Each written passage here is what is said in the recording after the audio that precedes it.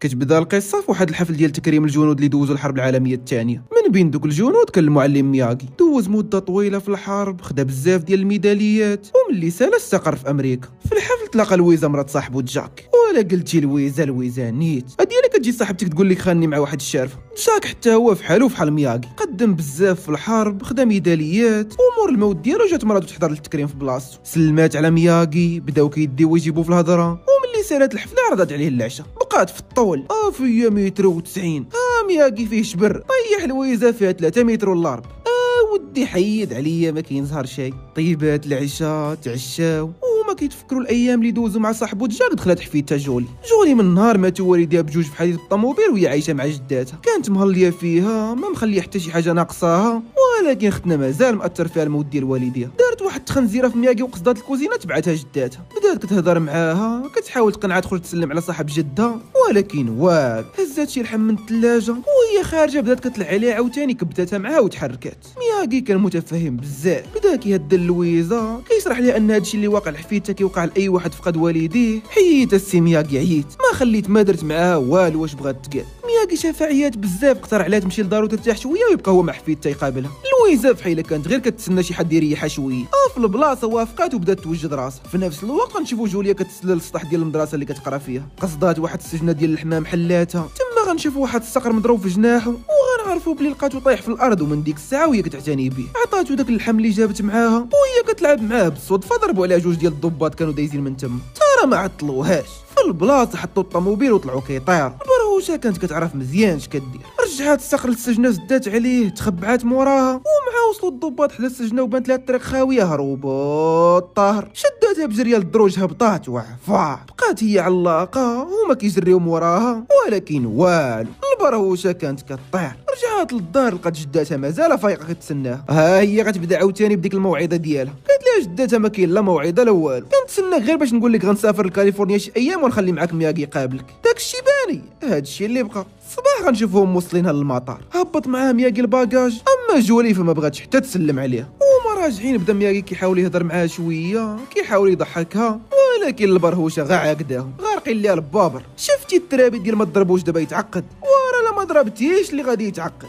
المهم من المطار تحركوا نيشان المدرسه اللي كتقرا فيها، دار معاه يدوز موراها مع العاصر وتحرك في حاله. البروجه حتى لي كلاس ما كانتش كتدخل ليهم، ما حطات رجلها في المدرسه، قصدات نيشان واحد الغرفه ديال الزراعه جلست فيها، جبدات الكيت، خدمات واحد الموسيقى كتعجبها، وهي كتصنت للضلوعه. وقف عليها واحد سميتو نيت.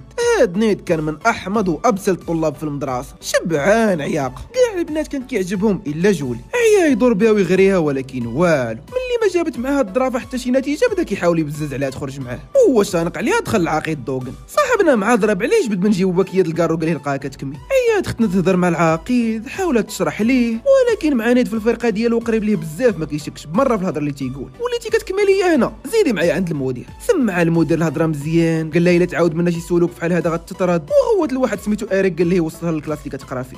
اريك كان ظريف بزاف، بدا كيسولها، كيحاول يتعرف عليها، ولكن ختنا بحال شي مسكونه. ترى جداتها ما لقاتش معاها السلاكه، بقيتي غتا. ملي كثر عليها الهضره دخلت للحمام ديال البنات باش ما يتبعهاش، هو مستنيها تخرج باش يتاكد منها غتدخل الكلاس. وقف عليه هنا، اسمع اخونا، هذيك ديالي، بلا ما تحاول تحمق راسك باش ما نديروش انا وياك شي طاب وشي مطا. اريك شاف جوليا تعطلات، دخل يشوف لقى الشرج محلول، عرفها هربات منه. خرج بنفس الطريقه، طلع في السلوم للسطح ديال المدرسه، وهي مع الصقر ديالها حتى وقف عليها. ختنا ما عرفات راسها باش تبلات، مع شافها قال لها غيعاود العميد على الصقر ونزل. ختنا هي ولات تابعه كطلبو يسترها. شوف راه غيديوه ليا، والله يحفظك. شويه عاوتاني بدات كتحاول تهدو، تقول للمدرسه انه حماق، هداتو تشرط ليه طوموبيلتو، ولكن والو. في العشيه جا مياغي ياخذ جوليا، ضرب عليهم كيتضربوا مع العقيد، بقى كيتفرج من بعيد. العقيد ما كانش كيرحم، شرح ليهم، علمهم شي حركات، وبدا كيجرب فيهم. زيدوا هجموا عليه، هاك شد لقى اللي وصل عنده، كيهزوا حتى للسما وكيخبطوا مع الارض. امر اريك يهجم عليه، رفض، هو يدير ليه ديك ماق. صاحبنا كان انسان مكالمي، ديما بعيد على الصداع، ولكن هاد المسمنه ما تسرطاتش ليه. والعقيد ساهي دار الحب وديك الراق، قلت ليك جا فيه بكروشي زعزع لمدروسو. العقيد دار ليه شدو بقجه، خنقو وعاودوا بكروشي طيحوا. مياغي شافها ترونه، دخل فكهم. العقيد صافي تكالما، امرهم يمشيو يجريو، وطلب من مياغي يمشي في حاله. سالا النهار في المدرسه، وإيريك كيركب في طوموبيلتو، طلعت حدا جوليا، بدات عاوتاني كطلب يوعدها ما يقول حتى شي واحد على الصقر. صاحبنا كان مستفز بزاف، بقى مطلعها عليها، تيقول لها ما يضمنش ليها، ايوا حتى انا ما نازلاش.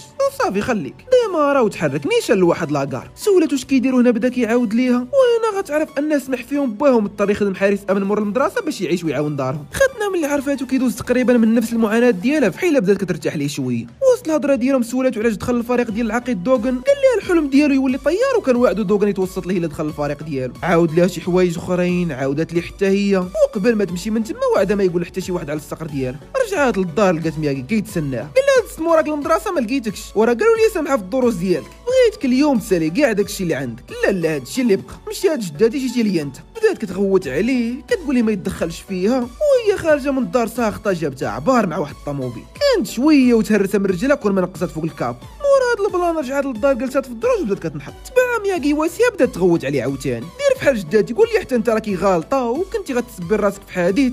مياغي كان شخص عقلاني وظريف بزاف، هادشي انت عارفه، بغيت غير نسولك فين تعلمتي الكاراتي. سولاتو كيفاش عرف، قال لها الطريقه اللي نقزتي بها كيديروها غير الاشخاص اللي مدربين على الكاراتي. بدات جولي كتعاود ليه، وهنا غنعرفوا باللي كان بدا باها كيعلمها شي حركات ولكن مات قبل ما يكملوا التدريب. سولاتو باش عرف هو الحركات ديال الكاراتي، هنا غيفهم انه هو اللي كان علم جده ايام العسكر، جده علم باها وعاد باها بدا كيعلمها. المهم سالا النهار وفي الليل مياغي جابد عليها خدمات الموسيقى بالجهد، ترى كيحسب لي غا باقي في الكير، بقى كيتقاتل كيتقلب بزز باش يقدر ينعس. الصباح هو كيغسل الطوموبيل قالت لي عجبها البلان ديال الكاراتي وما كرهاتش يكمل معاه التدريب اللي بدا باه.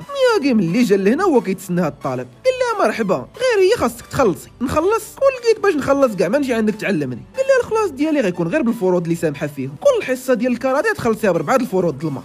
لا بزاف، 2 برات، 2 وامتحان ديال الاجتماعيات ما نحيدش لك منهم سطر. اتفقوا على الثمن وفحال كاع التلاميذ اللي دوز قرر يبدا معاه بغسيل الطوموبيل، ولكن اللي ما عارفش هو البنات قلال النيه وفيهم عرام ديال التبعكيك.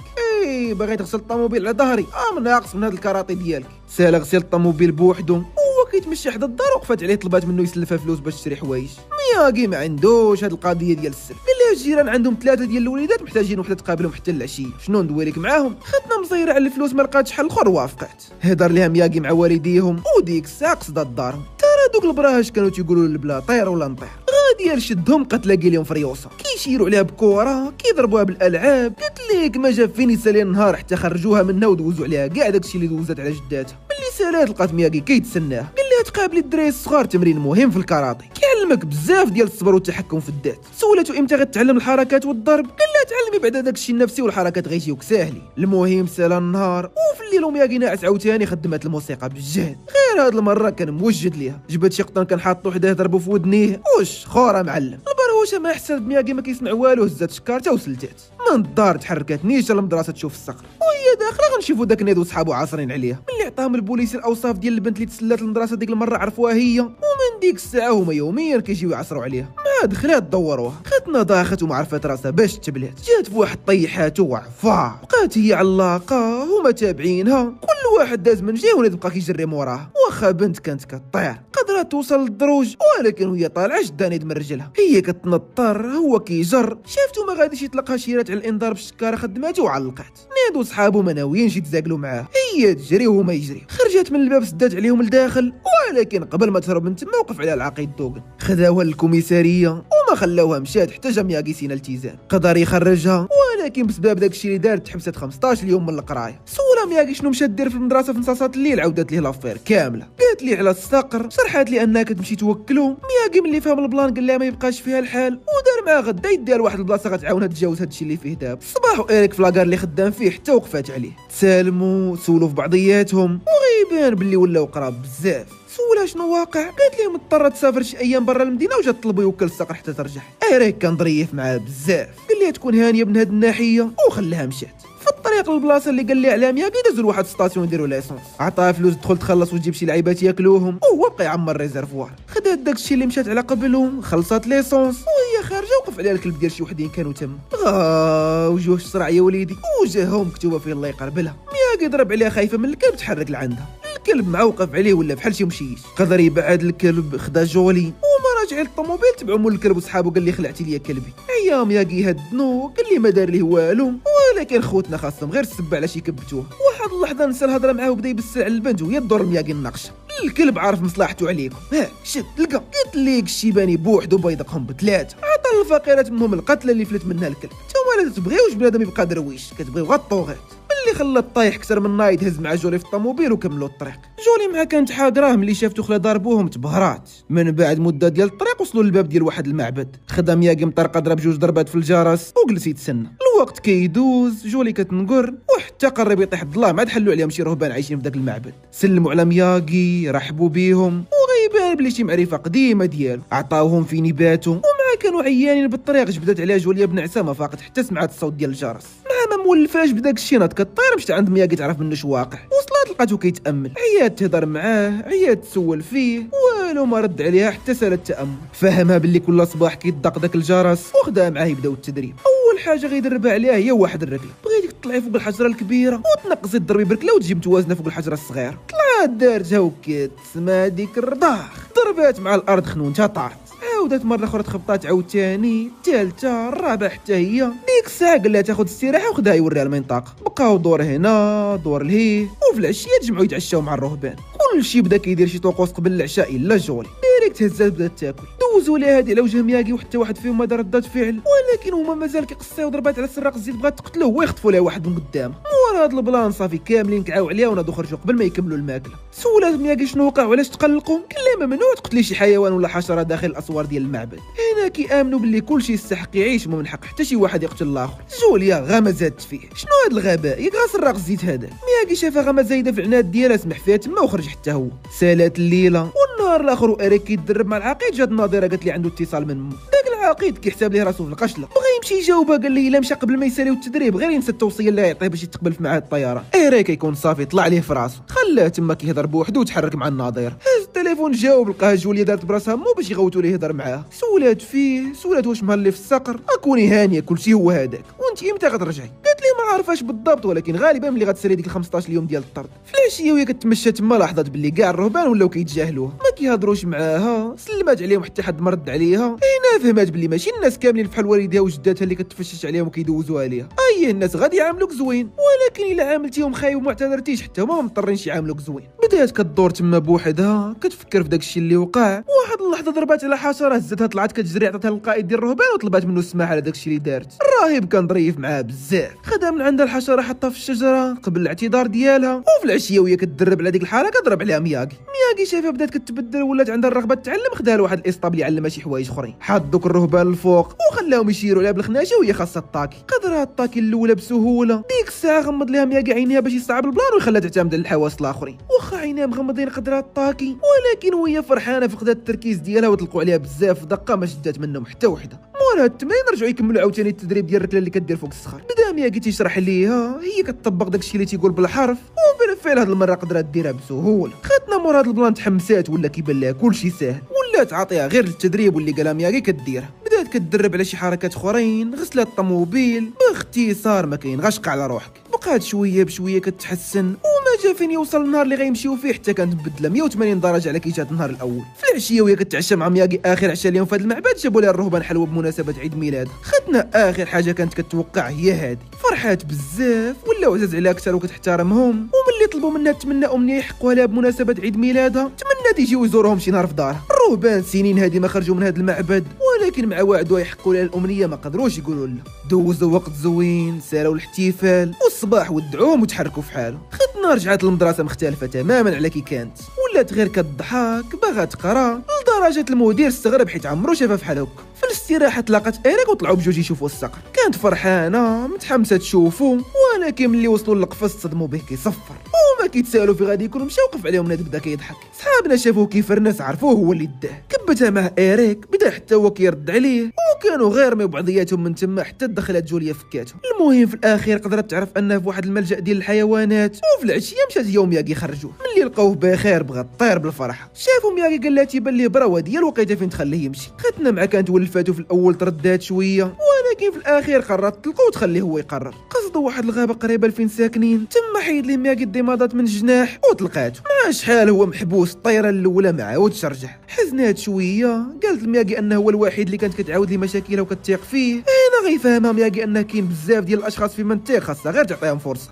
فينا هما ودي السي مياغي. إيريك اللي كان مقابله شخص ظريف ولد الناس.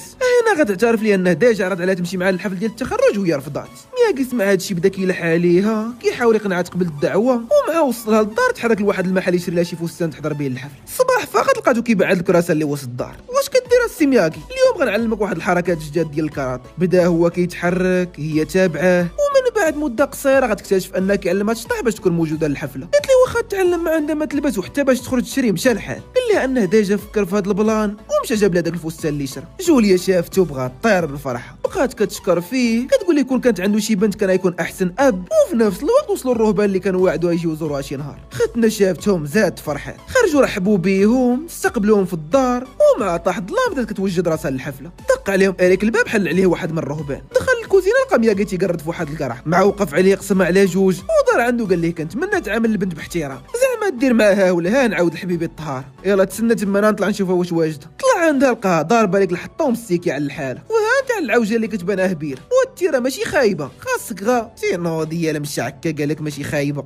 وسير مصط معاكم الطفلات عندك تفقعوا. هبطات جويه ركبات مع إيريك في الطوموبيل تحركوا للحفله، ومياغي جمع الرهبان في ديك الحديده عندهم خداهم يلعبوا البولينغ. واحد من الرهبان كيهز كره دار فيه واحد كان تما. تا واش ناوي تلعب البولينغ بهاد الجلابه؟ هو كيطلعها عليه قال له مياغي بجلابته ويغلبك. نطيحوا شحال نديروا على امها؟ $500 طحان. مسخوط الوالدين الرهبان حياتهم كامله مخشيين في ذاك المعبد، خرجوا نهار واحد داهم يقمروا. مياغي هو داك صاحبك اللي كيغبر 3 شهور في العسكر وفاش كيجي ما كتخليهم ديروا. تحيه للعسكر، خدامين عاجبيننا وديما عسكر حتى للقبر. رجعوا عند جوليا وإيريك، كانوا تيبانوا فرحانين ومفاهمين بزاف. حفله زوينه، كلشي كيبان غادي هو هذاك، حتى لهاد اللحظه تلاحنيدو صحابو بالحبال باش زعما يقدموا شي عرض، وهو يجيبها واحد مع راسين تهرت من كتفه. إيريك شافو مشى كيطير عاونو نزل، وهو كيسولو شكون هذا المكلخ اللي اقترح عليهم ينقزوا. قال لي نيت انا اللي اقترحت، كاين شي ما نقضيو. المهم بقاو كيتزايدوا في الهضره، تبعوا حتى لبرا بغا يكبتها معاه، ولكن في الاخير قدرات جوليا تهدن إيريك وتحركوا من تما. نيت كان تيبان حاقد عليه حيت داريه جوليا وما غير يرتاح حتى ينتقم منه.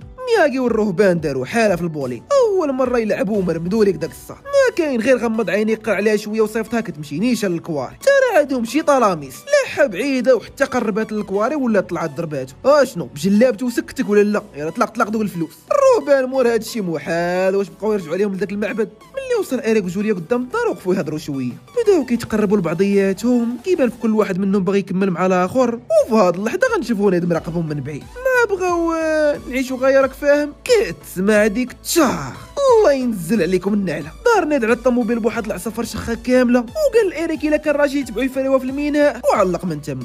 مياغي شاف هاد الشي خرج كيطير. عيات جوليا تهدن إيريك، حاولت تقنعو يمشيو يديكلاريو، ولكن وال خلاها مع مياغي وشدها عفطه وحده للميناء. وصل القنيد كيتسناه تما. صاحبنا كان عوال يفريها مع طيطاطيط، ولكن مع نزل من الطوموبيل خرج العقيد دوغان واللي معاه شعلوا فيها العافيه ودوروا. تبقات العافيه في الطوموبيل كامله، وكتسمع ديك بوم. دوغان ما قدات واش دمر ليه الطوموبيل، امرهم يصفيوها ليه. ترى خونا مزنزن نادو صحابو مع ما يقدروش يخالفوا الاوامر ديالو، مع قال لهم يصفيوها ليه يشبكوا فيه. هاك شد لقى كيطلقوا هذا يشدوا الاخر، يطلقوا الاخر يشدوا واحد اخر، يطلق بقى من واحد لواحد حتى صافي ما بقاش قادر يوقف. عطاوه قتله ديال الكلاب، ودوغان تيامر واحد يقتلو. وصل مياغي وجوليا شافته في ديك الحاله حقدات لحبه، بدات كتسب في نيد، قالت لي الا كان راجل يطيح معاه بوحدو. نيد وافق، ويا ريتو ما وافقش، قصدها دايره في كرشو، عوال غادي يغلبها بسهوله، ولكن الكروشي الاول خوات ليه جمعات مو بنص ضرباتو مع الارض وبدات عليه. هادي تنفع هادي الضر، قلت لك وكلاتو ماكله طبن نهار العرس باش يتعلم يقول لمرات قرا حدا السادس. خونا شاف هاد عقاتو قدام صحابو ما تسرطاتش ليه، هز التراب اللي حولها في عينها باش ما تبقاش تشوف،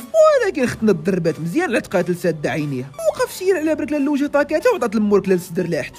مور هاد الدقه صافي ما بقاش قادر يوقف، بدا دوغان تيغوت عليه، كيغوت على الاخرين باش يهاجموه، ولكن وال كل شي تكعكع. ضرب واحد منهم، هو تيسب فيهم، دخل مياغي باغي تفاريها، اجي نفاريها انا وياك. انت الشيباني غتفاريها معايا. شد مياغي من حوايج وشنق عليه، شير عليه بكروشي، ولكن قبل ما يوصل عنده دار مياغي تسات الاول حبو يدو وشبك فيه. الشيباني درويش، ولكن تحك نحاسو يوريك باسو. شد ليك حبيبنا، عطاه طرحه ديال العصا ما كلاش بحالها من نهار خرج من كرش امه. بقى كيدخل ليه ملي ما بقاش قادر يوقف، شدو من عنقو دار براسو في حيله غادي يصفيها ليه، ومع بان ليه تخلع نفخ عليه طاح. مور هاد البلان الطلاب كاملين تقلبوا عليه، خلاهم كسل تما وتحركوا في حالهم. اخيرا جوليا وإيريك تهناو من دوغان واللي معاه. جوليا دارت عقلها وما بقاتش ديك المزعبله كيلقاها مياغي في الاول. وحتى لهنا غنكونوا وصلنا لنهايه القصه. الا عجباتكم ما تنساوش لايك كومنت سبسكرايب وبارطاجيو مع صحابكم. هادي انستغرام ديالي، كان معاكم يوسف، نتلاقاو في الفيديو الجاي. بيس.